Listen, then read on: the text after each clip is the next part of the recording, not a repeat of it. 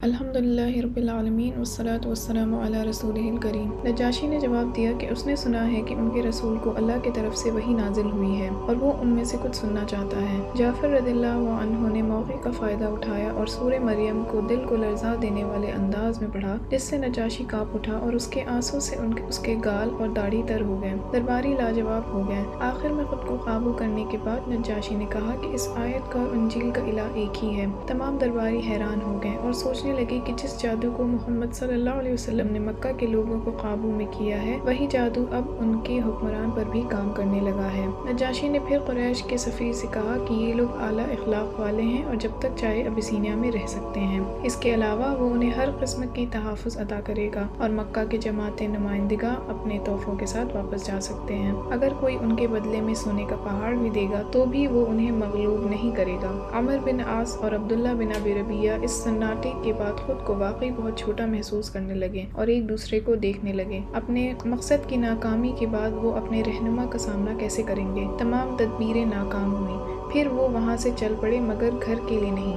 وہ اتنی آسانی سے ہتھیار نہیں ڈال سکتے تھے اور اپنے مقصد کے حصول کے لیے الگ الگ طریقے ڈھونڈنے لگے۔ بالآخر عمر کو ایک ترغیب سوجی۔ اس نے کہا وہ نجاشی کو ایک ایسی بات بتائے گا جس سے وہ غصے سے لال ہو جائے گا۔ اسے پورا یقین تھا کہ اس بار انہیں شکست نہیں ملے گی۔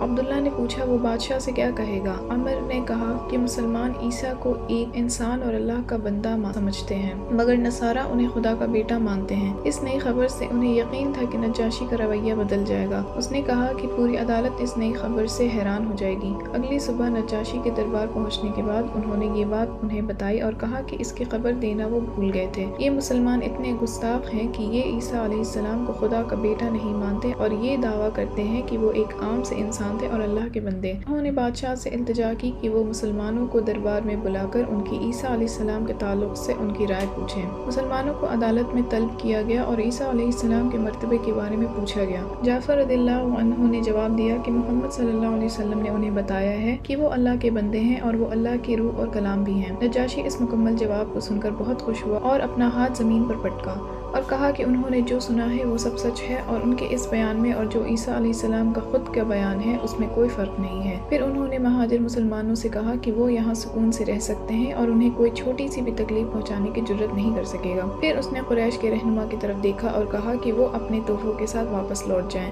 اللہ کے فضل سے ان کے پاس بہت ہے، بلکہ زیادہ ہی ہے۔ شرمندہ وفات خالی ہاتھ لوٹ گئے ادھورے مقصد کے ساتھ۔ سلمہ رضی اللہ عنہا نے مسلمانوں کی اس یادگار پہلی ہجرت کے بارے میں لکھا ہے اور نجاشی کی عظمت کو اس طرح متحرک انداز میں بیان کیا ہے کہ یہ اسلامی تاریخ کا ایک لازمی اور اہم حصہ بن گیا ہے۔ آج کا یہ پارٹ یہیں ختم ہوتا ہے، پھر انشاءاللہ اگلے پارٹ کے ساتھ ہم ضرور حاضر ہوں گے۔ تب تک آپ پارٹ 2 کے پچھلے ویڈیوز دیکھتے رہیں۔ السلام علیکم ورحمۃ اللہ وبرکاتہ۔